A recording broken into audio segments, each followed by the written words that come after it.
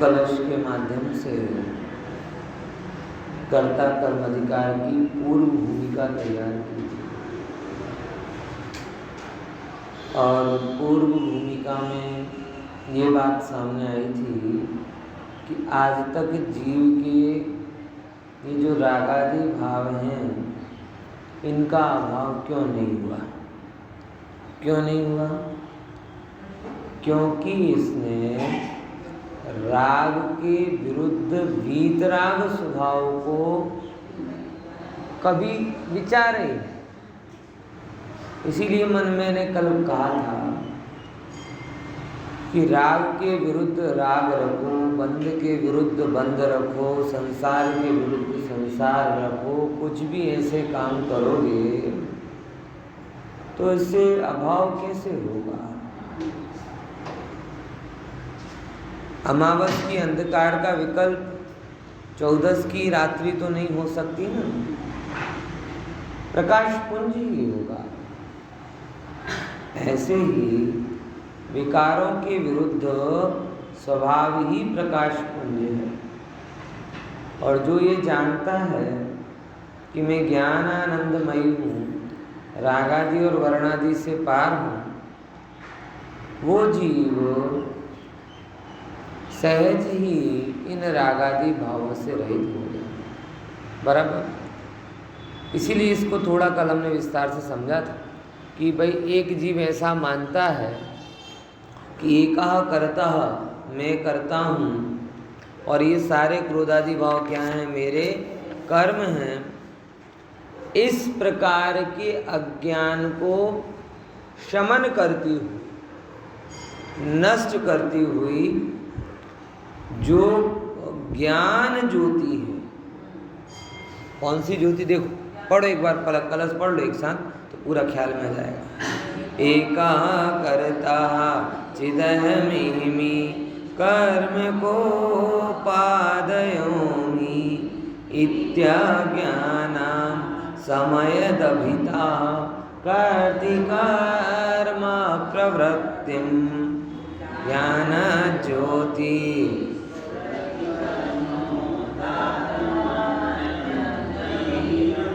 साक्षान् कुर्वन् निरुपधि पृथक् द्रव्य निर्भासि विश्वम्।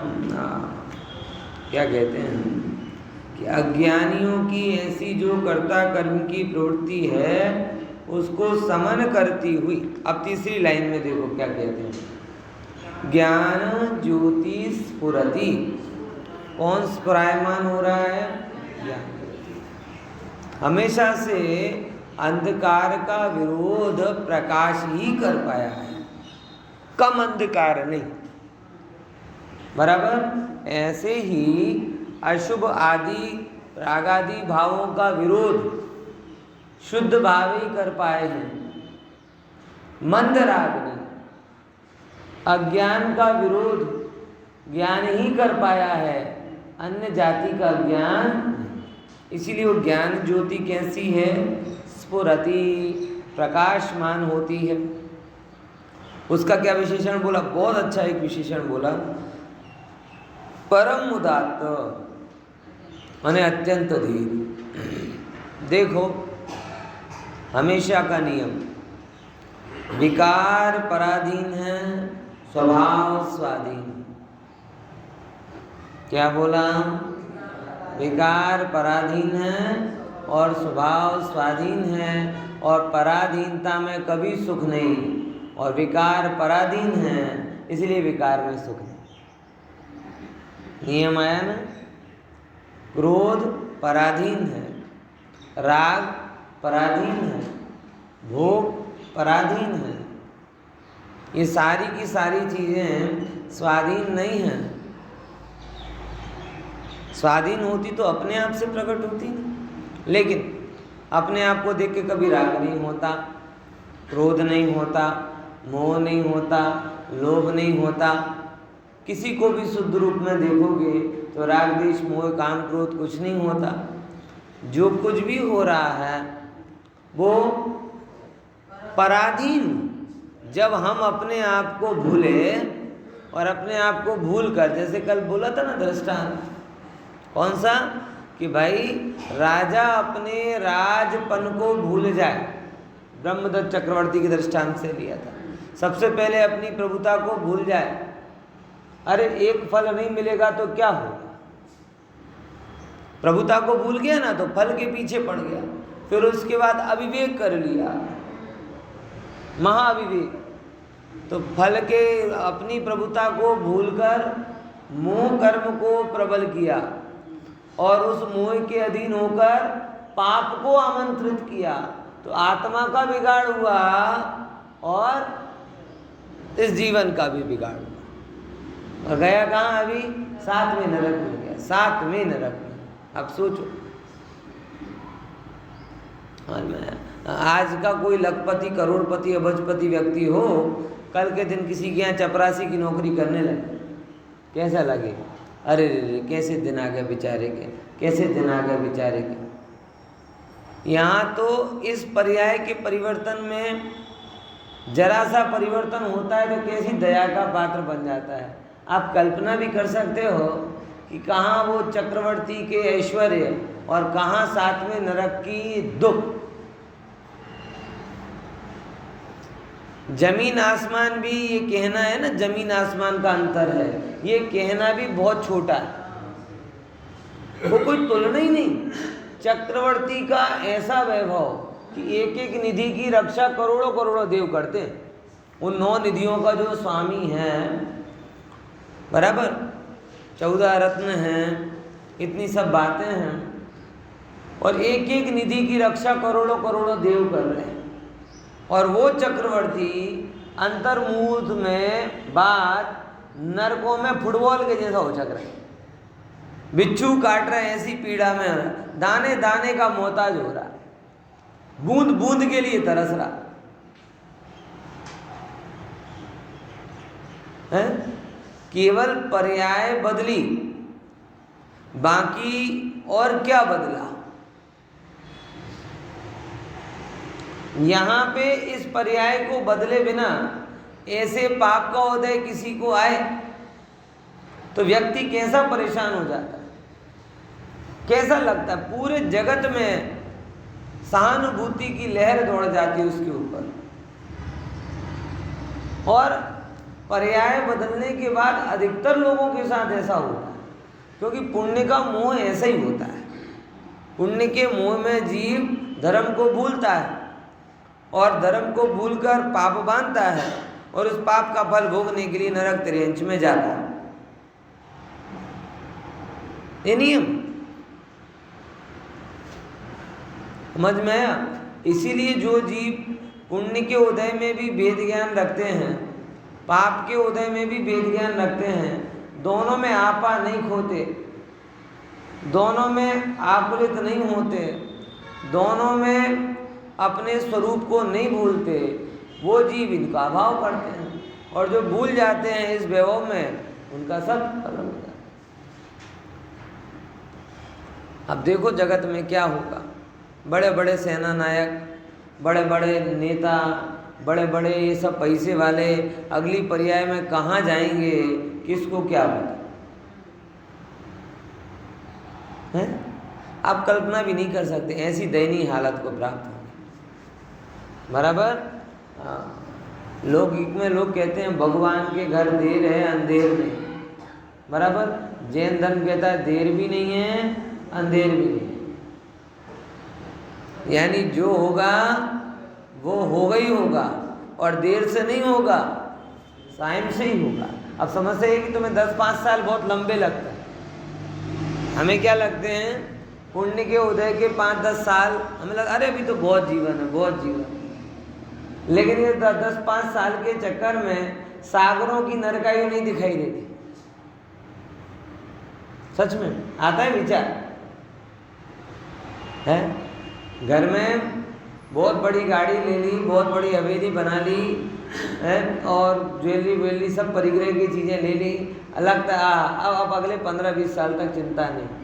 अगले 15-20 साल की चिंता हो या ना हो बात का प्रश्न है। यही जो 15-20 साल के तुम टेंशन फ्री हो, जिस चीज़ के कारण वही चीज तुम्हें सागरों की टेंशन देगी, पता है?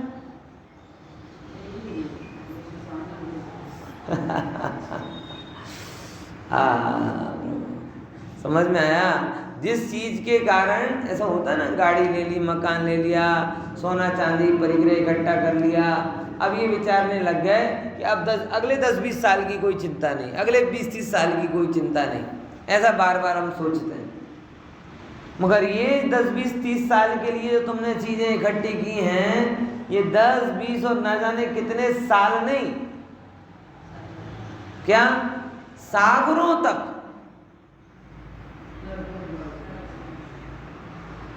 अब मालूम है ये जीव इस समय भेद ज्ञान नहीं लगाता, भोगते हुए भेद ज्ञान नहीं लगाता है, नहीं लगाता भोगते हुए। मेरा प्रगति हो गई, मेरी प्रगति हो गई, मैं आगे बढ़ गया, मेरा नाम हो गया, मेरा ये हो गया, मेरा मेरा मेरा मेरा मेरा ओ।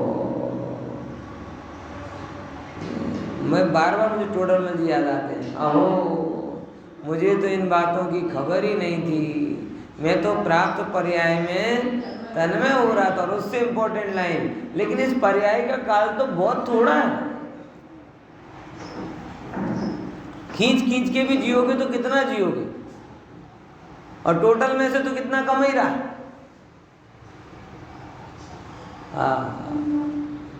इसीलिए भाई ज्ञान ज्योति के पीछे आओ। ये ज्ञान ज्योति जो निरंतर अंदर में जाज्वल्यमान रहती है, परम उदात्त है, स्वाधीन है, किसी के कारण नहीं होती। इस ज्ञान ज्योति में 6 खंड का वैभव मिल जाए तो ज्ञान ज्योति बढ़ नहीं जाती, और अगले क्षण वो 6 खंड का वैभव चला जाए तो उसमें घट नहीं जाती, क्योंकि रत्न ज्योति है। दीपक की ज्योति और रत्न की ज्योति दोनों में क्या अंतर है? दीपक की ज्योति के लिए ईंधन के प्रयोग की जरूरत होती है, तेल घी कुछ तो डालना पड़ेगा तब दीपक जलेगा। लेकिन रत्न ज्योति है वो निरपेक्ष है, जैसे ही रागादि विकार पराधीन और ज्ञान ज्योति स्वाधीन। विकार पराधीन है प्रभु, विकारों के लिए पर की जरूरत होती है, और बार बार पराधीनता में सुख नहीं, इसीलिए विकारों में सुख नहीं। स्वाधीन ज्ञान है, इसीलिए स्वाधीनता में सुख। सारा जगत पर दूसरे व्यक्तियों के चंगुल से छूटने का बहुत प्रयास करता है। कोई कहते ना कि भाई ये मैं तुम्हारे ऊपर अधिकार कर लूँगा, बराबर, तो वो उससे छूटने के लिए स्वतंत्रता संग्राम करता है, बराबर। हर चीज जो कोई दूसरा पाबंदी उसके ऊपर लगाता है, उसके ऊपर आंदोलन करता है। आज वो कहते ना, कोई नियम लगा दे कि माता और बहनों को ऐसे कपड़े पहनना है, तुरंत मोर्चा लेकर चालू हो जाएंगे, हमें अपना अधिकार दो, स्वतंत्रता स्वतंत्रता स्वतंत्रता। सबको बोले ये खाना खाना है, ऐसे करना है, सब तिल मिला जाएंगे। हमारी स्वतंत्रता कहाँ गई, हमारी स्वतंत्रता कहाँ गई? कोई दूसरा व्यक्ति आपको चलाए तो आपको ये लगता है कि ये तो मेरा अपमान हो गया, लेकिन इच्छा भी तो दूसरी है, कर्म का उदय भी तो दूसरा है, रागादि भाव भी तो दूसरे हैं।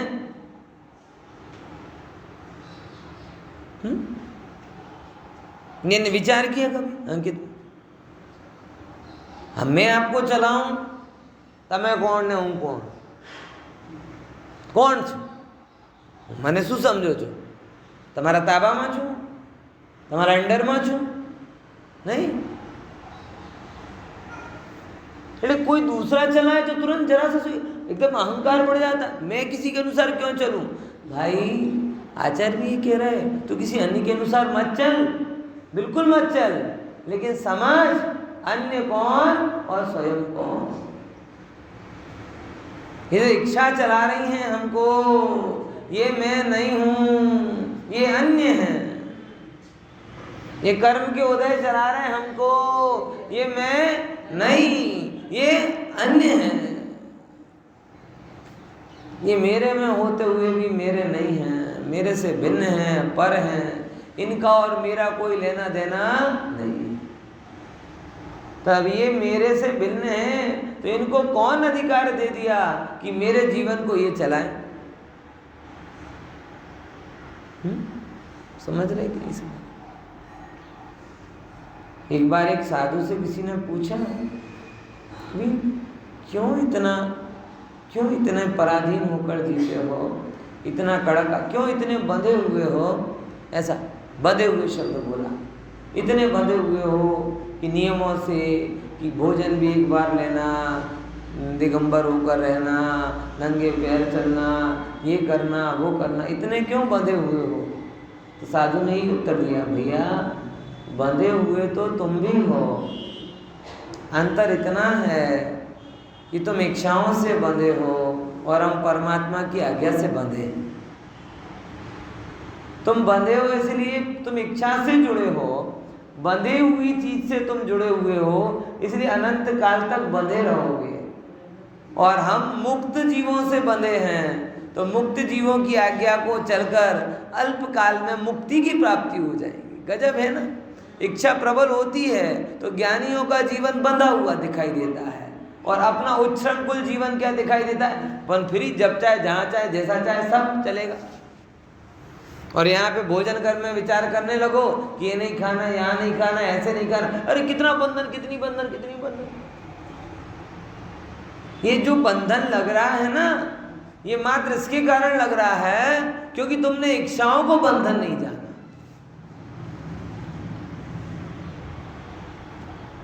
ये चीजें दुखमय इसीलिए लग रही हैं क्योंकि तुमने ज्ञान को सुखमय नहीं माना।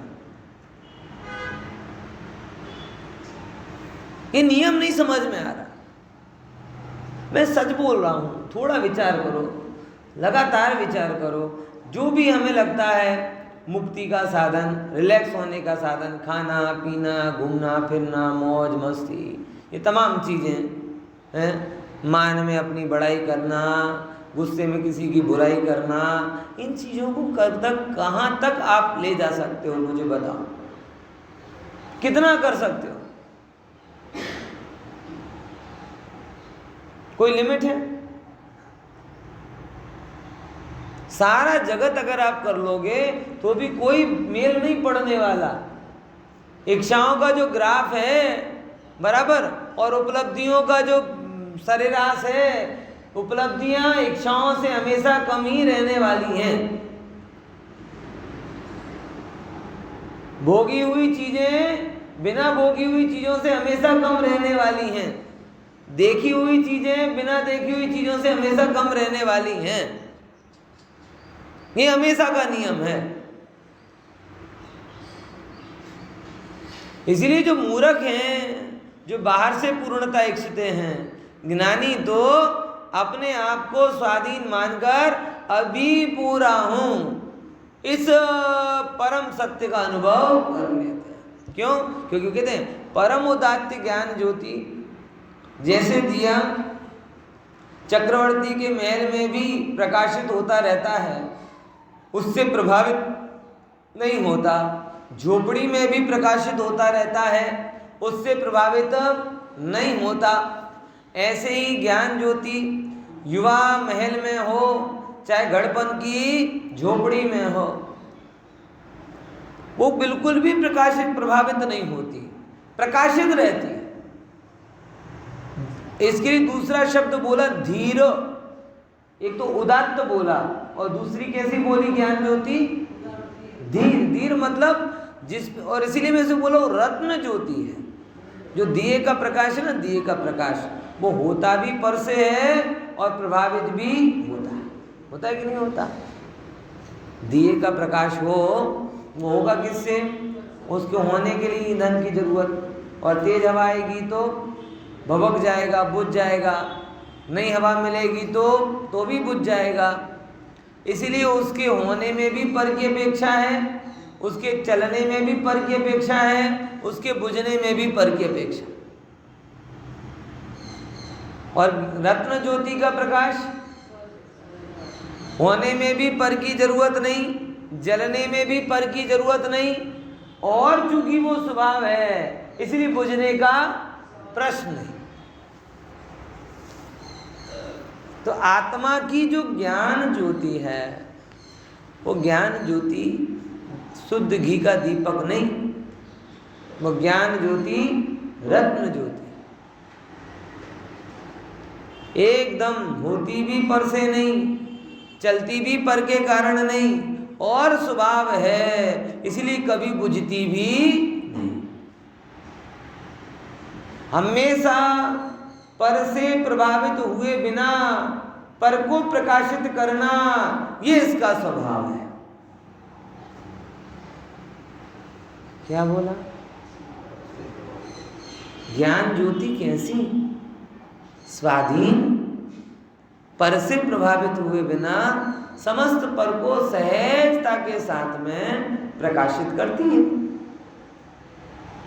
हाँ, आ जाए कोई महल, देख रहा हूं जान रहा हूं, आ जाए कोई झोपड़ी, देख रहा हूं जान रहा हूं, हो जाने तो नुकसान को, देख रहा हूं जान रहा हूं, होने दो फायदे को, देख रहा हूं जान रहा हूं, आ गया रोग, देख रहा हूं जान रहा हूं, चला गया, देख रहा हूं जान रहा हूं, हजारों लोग बैठे हैं, देख रहा हूं जान रहा हूं, कोई नहीं सुन रहा, देख रहा हूं जान रहा हूं।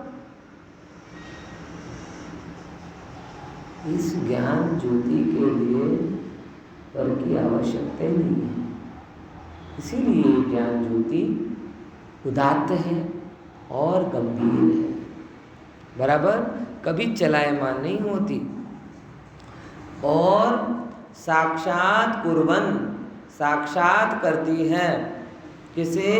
निरुपाधि पृथक द्रव्य निर्भास विश्वम। वो जीव कैसी है? परनी, जी मैंने बोला ना, पर की सहायता के बिना सबको जानने का काम, मतलब आत्मा का एक ही काम है भाई साहब, आत्मा अलग अलग काम करते ही नहीं, आत्मा अलग अलग काम करते ही नहीं है,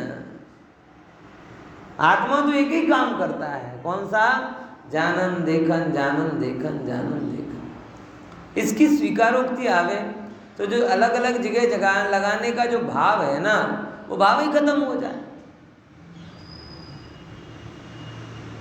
हमें यही तो समस्या है, हम एक बात नहीं समझ पाते हैं कि ज्ञान दर्शन ये मेरा स्वभाव, और ज्ञान दर्शन मेरा स्वभाव मतलब क्या? सामान्य ज्ञान दर्शन मेरा स्वभाव, यानी जानना देखना मात्र, और कुछ मेरा स्वभाव है नहीं, बाकी सब पर भाव।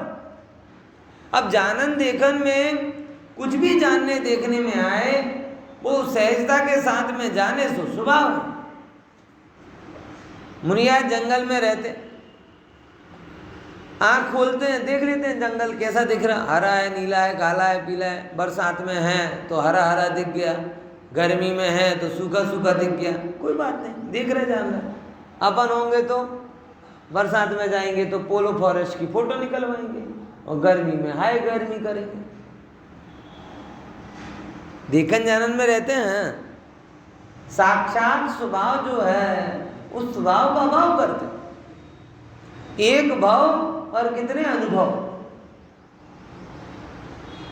हमारी समस्या ये क्या बोला? एक भाव मिला ये वाला, और एक भाव में हमें क्या करना है? कितने अनुभव करने हैं, कितने अनुभव करने। अनुभवों की लिस्ट बताएं। दुनिया घूमना है, दुनिया देखना है, दुनिया को भोगना है, दुनिया के सामने मुझे अपने आप को प्रूफ करना है, पैसे कमाने हैं, ये इच्छाएं पूरी करनी है, फलाना, हजारों चीजें। कितने अनुभव विचार करके देखो। देखो युवावस्था में बहुत सपने होते हैं, ऐसा नहीं वृद्धावस्था में सपने पूरे हो जाते, लेकिन वृद्धावस्था आते आते खबर पड़ जाती है कि भाई कहीं थवानु नहीं, बहुत ज़्यादा उड़ी। અને વ્યવસ્થામાં શું હોય? સપનાની સાથે સાથે સંભાવના દેખાય, એટલે પાંખ ફેલાય છે, હજી તો આખો જીવન પડ્યો છે, હજી તો આટલા વર્ષના થયા છે, આટલામાં આટલું કમાઈશું, આમ જઈશું, તેમ જઈશું, આમ संभावना दिखती है। लेकिन जैसे जैसे 35, 40, 45, 50 ये गाड़ी आगे बढ़ती है वैसे वैसे सपने कम नहीं होते, लेकिन लिमिटेशन ख्याल में आ जाती है, और लिमिटेशन ख्याल में आती भी हमें कहीं बहुत थवान होती। એટલે જાણીને પરાણે પરાણે એ બધી વસ્તુઓને શું કરે? નિયંત્રિત કરવાનો પ્રયાસ. इच्छाओं पूरी नहीं थी। एक भाव में कितने अनुभव करना है? अरे प्रभु, एक भाव में एक ही अनुभव कर, क्योंकि एक ही अनुभव तेरा स्वभाव है और एक ही काम तू करता है। पर समस्या इतनी है, तू उसे मानता हो। क्षण मात्र के लिए तू निर्णय कर कि मैं कहीं जाता नहीं हूँ, मैं कहीं कुछ खाता नहीं हूँ, मैं कहीं कुछ भोगता नहीं हूँ, मैं कुछ पाता नहीं हूँ, मैं कुछ खोता नहीं हूँ, मैं मात्र जानता था, जानता हूँ और जानता ही हूँ। ऐसा निर्णय तो कर, एक अनुभव करना। ये निर्णय जो मैं करता हूँ उसकी स्वीकारोक्ति करता नहीं। शक्कर को कभी टेंशन है क्या कि मालपुए में जाऊंगी, कि मोहन थाल में जाऊंगी, कि केक में जाऊंगी, कि बिस्किट में जाऊंगी, कि कोल्ड ड्रिंक में जाऊंगी? कोई टेंशन है क्या? शक्कर को बिल्कुल टेंशन नहीं है। तुम किस रूप में ले जा रहे हो ये तुम्हारी चॉइस है। उसका काम तो हर अवस्था में मिठास देना है, इसीलिए टेंशन फ्री है। नहीं तो बहुत टेंशन में होती कि केक वाली शक्कर मालपुए वाली शक्कर को बोलती कि बहन तुम तो बड़ी भाग्यवान हो, हैं? ख्याल में आया? या केक मालपुए वाली केक वाली बोलती देखो तुम्हें तो फ्रिज में मिलना पड़ता रहती हो, मुझे तो कढ़ाई में तलना पड़ता है। तुम देखने में कितनी सुंदर नॉन ऑयली लगती हो और मैं देखो चिप चिप चिप चिप। ये किसको हो रहा है भेद? है जिसने शक्कर के स्वभाव, शक्कर को कोई चिंता नहीं, कहीं पर भी जाए, कोई भी अवस्था को पाए, कोई भी मिष्ठान बने अथवा ना भी बने, उसे तो पता है ना मैं मिष्ठान रूप बनूं कि ना बनूं, मैं मिठास से तो भरी हूं ना। मिष्ठान बन के 700 रुपये किलो बिक जाऊंगी तो भी क्या फर्क पड़ा, और सिंपल रही तो 40 रुपये किलो बिकूंगी तो भी क्या फर्क पड़ा। जहां भी जाऊंगी अपना काम करूंगी। हम नहीं सीख सकते क्या ऐसा? स्वभाव को देखोगे तो होगा, मैं कुछ करता ही नहीं। जैसे शक्कर हर अवस्था में एकमात्र मिठास मिठास मिठास के रूप में परिणमित होती, वो आपकी चॉइस है कि आपको अच्छा लगे या ना लगे। समझ में आया? आप उसे क्या नाम दो उसे ये भी दरकार नहीं, आप उसकी क्या कीमत रखो उसे इसकी भी परवाह नहीं है, आप उसे कीमती ना समझो इसकी भी उसे परवाह नहीं।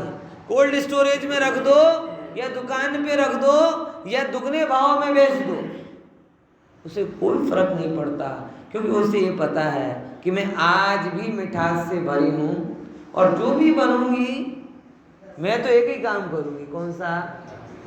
मिठास मिठास, और मेरा कोई काम ही नहीं। और बाकी लोगों की समस्या है वो नक्की करें। ऐसे ही प्रभु यहाँ भी कह रहे ज्ञानियों की ज्ञान ज्योति उदात्त और धीर क्यों होती है? जैसे शक्कर अपने ऊपर विश्वस्त है कि हमेशा मिठास से बनी और मिठास रूप परिणमित होगी, ऐसे हमें भी भरोसा होना चाहिए कि मैं ज्ञान से बना हूँ और ज्ञान रूप ही परिणमित होऊंगा। अब फर्क ये नहीं पड़ता कि मेरा ज्ञान महल में निकलेगा कि झोपड़ी में, यौवन में निकलेगा कि बुढ़ापे में, अपमान को जानने में निकलेगा कि मान की पुल सुनने में, पुल बांधे हुए सुनने में, मुझे कोई फर्क नहीं पड़ता, क्योंकि मैं तो ज्ञान रूप परिणमित हो रहा हूं।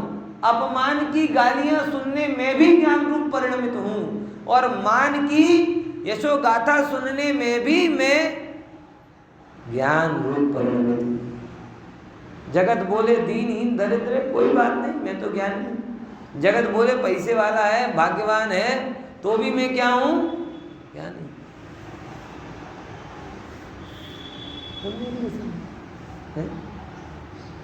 शक्कर खाने से रोग बढ़ेगा, लेकिन शक्कर रोगी नहीं होगी, क्योंकि शक्कर तो अपने रूप परिणमित हो गई। ऐसे भाई ये तुम्हें देखकर दूसरे लोग रोगी हो जाएंगे।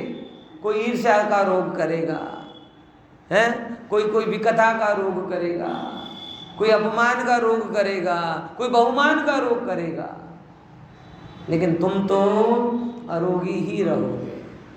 क्यों? क्योंकि संयोग में नहीं, स्वभाव में हूं। समझ में आया? संयोग में नहीं, स्वभाव में हूं। अज्ञान में नहीं, ज्ञानमयी में हूं। पर्याय में नहीं, प्रभु में हूं।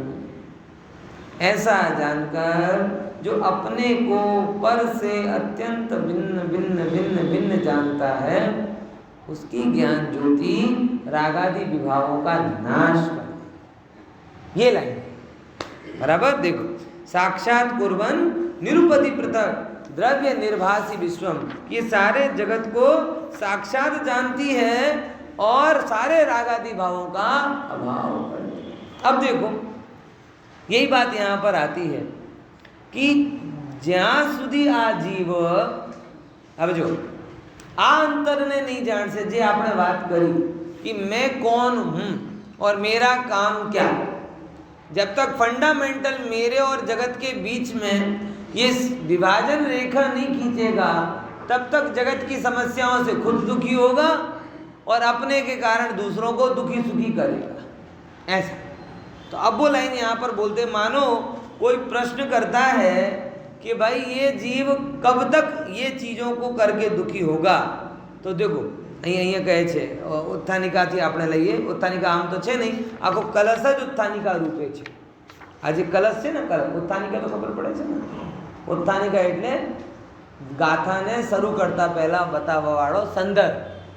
તો આખો જે કલશ છે ને, કલશ 46 નંબરનું, એ શું છે? ઉત્થાનિકા રૂપ જ છે। હવે ગાથા કહે છે, જાવણ વેદી વિશેષણ तरंतु आदाशवाण दोन्नंपी अन्नानि तावदूसो ओहादिसु वट्टदे जीवो।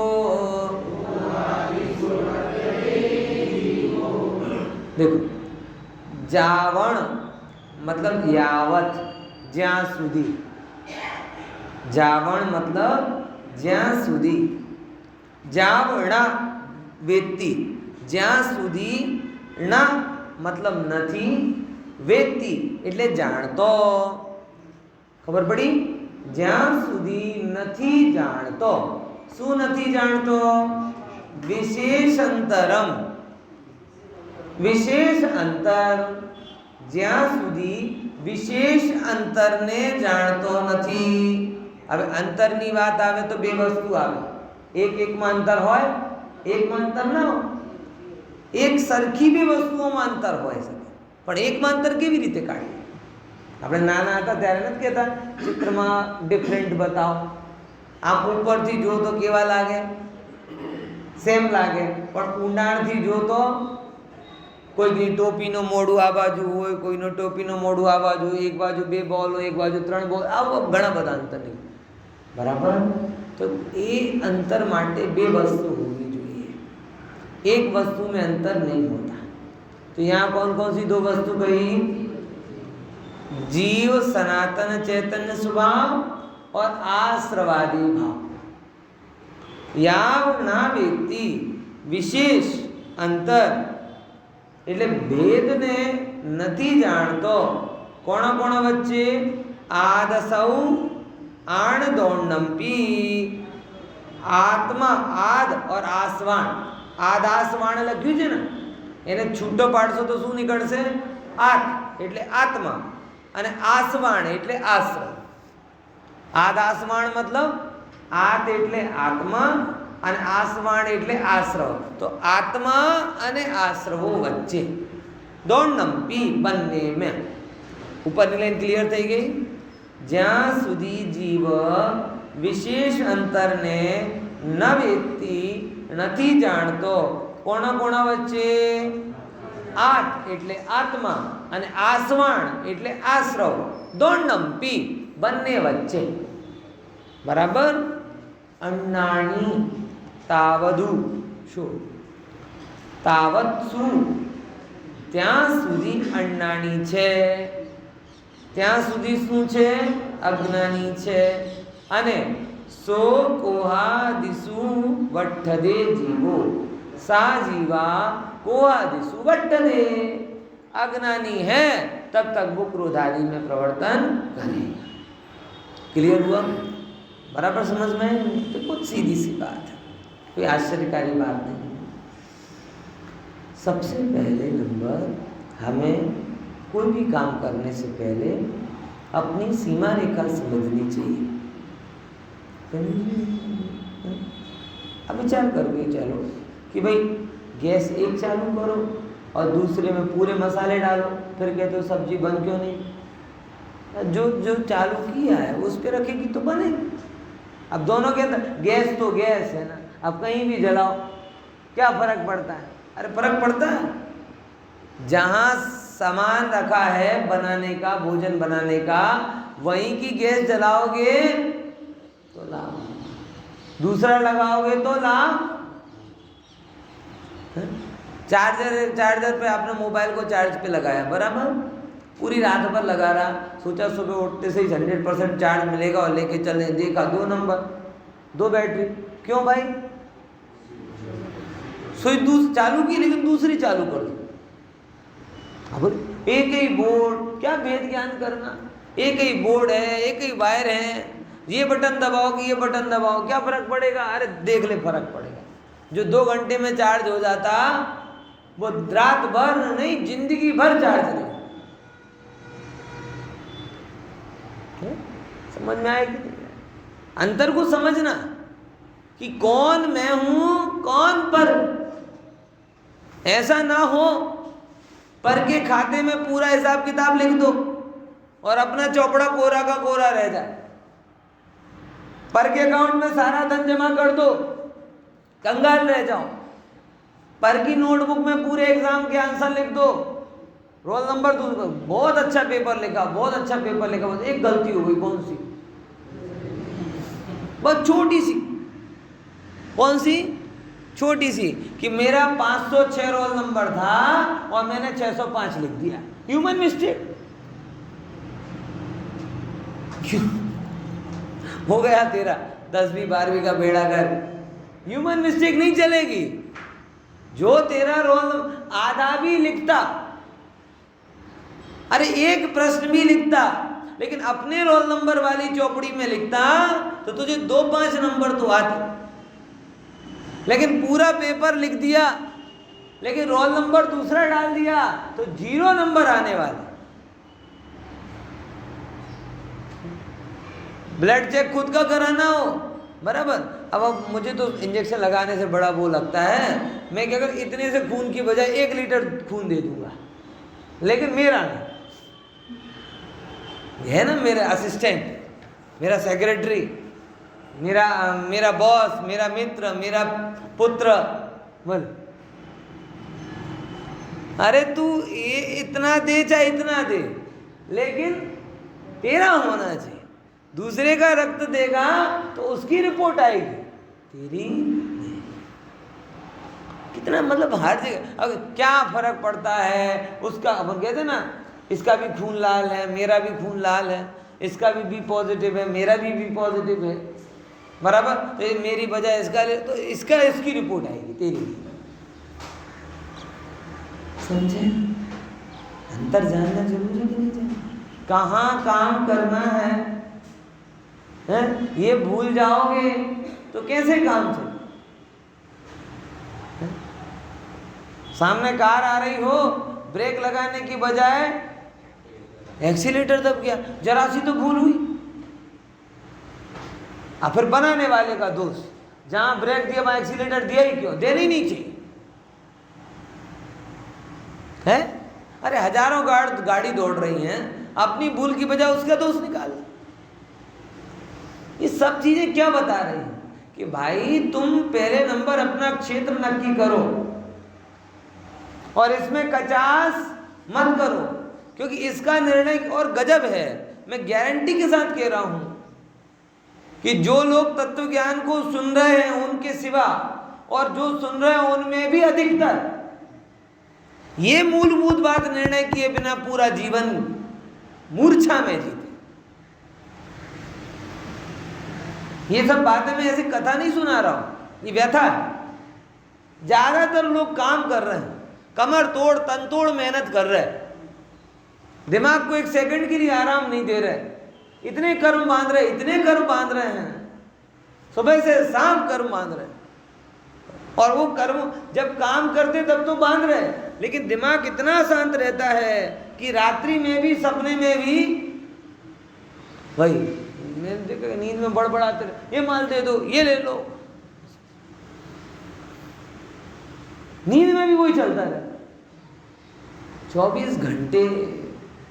ये जीव तन तोड़ मेहनत करके अपनी मनुष्य पर्याय का बेड़ा गर्क करके असंख्यात कर्मों को बांध रहा, लेकिन वो ये नहीं विचार कर रहा कि जिसके लिए मैं कर्म बांध रहा हूं वो मैं नहीं हूं,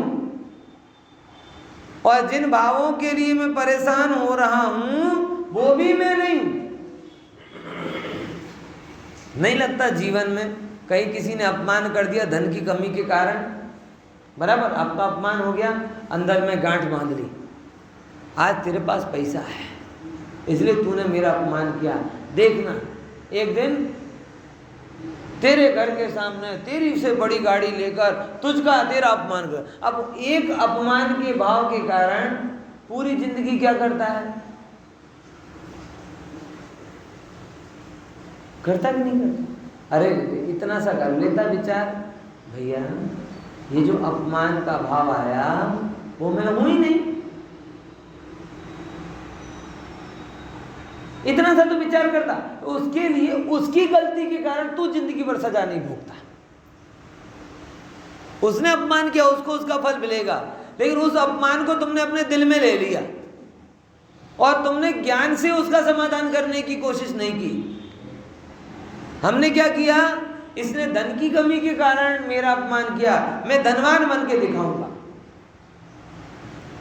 इसने भोग की कमी के कारण मेरा मजाक उड़ाया, मैं इससे बड़ा भोगी बन के दिखाऊंगा। ओ हो, ये तो लगभग वही बात हो गई कि एक रोगी है, मतलब सर्दी खांसी वाला रोगी कैंसर के रोगी को मिला और कैंसर के रोगी ने बोला, अरे तेरा रोग क्या है, मेरा देख फर्स्ट क्लास कैंसर, अच्छा तूने मेरा अपमान किया, अब मैं तेरे से बड़ा कैंसर लेकर आऊं, है तेरा तो फर्स्ट स्टेज का कैंसर है, मेरा है, बोलो विचार करके देखो भैया, विचारना।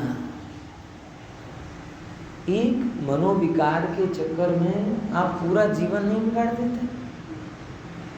क्रोध का भाव हुआ, मान के भाव के कारण ये कर लिया, लोभ का भाव मन में हुआ तो प्रोग्रेस करनी है, करोड़ कमाने, पैसा कमाना, धर्म भरम एक तरफ, अभी तो क्या है पैसे कमाने के दिन, लोभ के कारण मनुष्य को बिगाड़ जाए। क्रोध के कारण गुस्से में कोई ऐसा गलत काम कर जाए, किसी को मार, कई बार मुझे सच बताऊं जेल के अपराधियों को देखकर भी दया आती है, दया इसलिए आती है, ये जैसे कोई होते ना गलत काम कर जाते हैं, बराबर, और फिर वो गलत काम करने के कारण उनको जेल मिल जाती, उम्र के, तो कई बार मुझे ख्याल आता है ये जीवों की भूल तो देखो, एक क्षण में वेद ज्ञान नहीं कर पाए, क्रोध के परिणाम में आकर किसी को गोली मार दी, अब क्या कर रहे हैं, इस भाव में जन्म टीप और अगले भाव का तो वो बात, ये हुआ क्यों? एक क्रोध के परिणाम में किसी को उल्टा पुल्टा बोल दिया बात बिगड़ गई, नौकरी चली गई, धंधा पानी खत्म हो गया। एक क्रोध का परिणाम, एक विकार का परिणाम आया, अंदर में समाधान नहीं कर पाए, बाहर में गलत काम कर दिया, सारे जगत में निर्भया कांड हुआ ना, ये सब जो हुए थे ना, तो कई बार ऐसा भी था, एक क्षण के विकार को ये जीव मैनेज नहीं कर पाया। वो है सो मैं हूं, और उसके साथ में तन्मय हो गया और पूरा जीवन बर्बाद, सलाखों के पीछे। नहीं लगता संसार में आपको ऐसा हो रहा है? विकार के कारण हो रहा है क्या? नहीं, विकार तो बहुतों के होते हैं, लेकिन जो विकार को नियंत्रित कर लेता है, बराबर, वो जगत में नहीं बनता। और जो विकार मैं नहीं हूं ऐसा जानकर आत्मा में जम जाता है, वो कर्मों से नहीं बनता। समझ में आया क्या बोला? दोनों चीजों की बात बता रहा हूं, अच्छे से समझ लें। जो विकार संसार अवस्था का सत्य है, क्योंकि विकार है सो संसार है, विकार ना हो तो संसार गएगा, बराबर। लेकिन जो विकार को नियंत्रित कर लेता है, बराबर, वो संसार में नहीं बनता, वो भयंकर नुकसान नहीं करता। क्रोध आ गया, लेकिन ठीक है, किसी भी कारण से विपरीत नहीं करता। काम का भाव आया, मान का भाव आया, ठीक है, मर्यादित रूप से जो नियंत्रित रहता है, वो संसार में जो इस रूप में भी नियंत्रित नहीं हो पाता, वो तो संसार में क्या हो जाता है? क्रोध के कारण जेल में चला जाए, काम के कारण जेल में चला जाए, मान के कारण अपना बिगाड़ कर ले, धन खो दे, पैसा खो दे, परिवार खो दे, सब खो दे। जो जगत में जो भी तांडव दिख रहा है, वो सब विकार को नियंत्रित रूप से नहीं करने के कारण हुआ। संसार में तो नहीं बंधा, लेकिन कर्मों से तो बंधा। जिसने विकार को अपना स्वभाव नहीं माना और विकार के समय नियंत्रित करने की कोशिश नहीं की, विकार को प्रवर्तित होने की भी कोशिश नहीं की, विकार के अनुसार प्रवर्तित भी नहीं हुआ, विकार को कंट्रोल करके, दबा के, छिपा के, कुटिलता पूर्वक उसे बचाया भी नहीं, जिसने मैं विकार नहीं हूं, मैं ज्ञानानंद स्वभावी हूं, ये जानकर जो विकार से हट गया, वो संसार में भी नहीं बंधा, कर्मों से भी नहीं बंधा, भोगों में भी नहीं पड़ा, आत्मा में जमा, भगवान बना।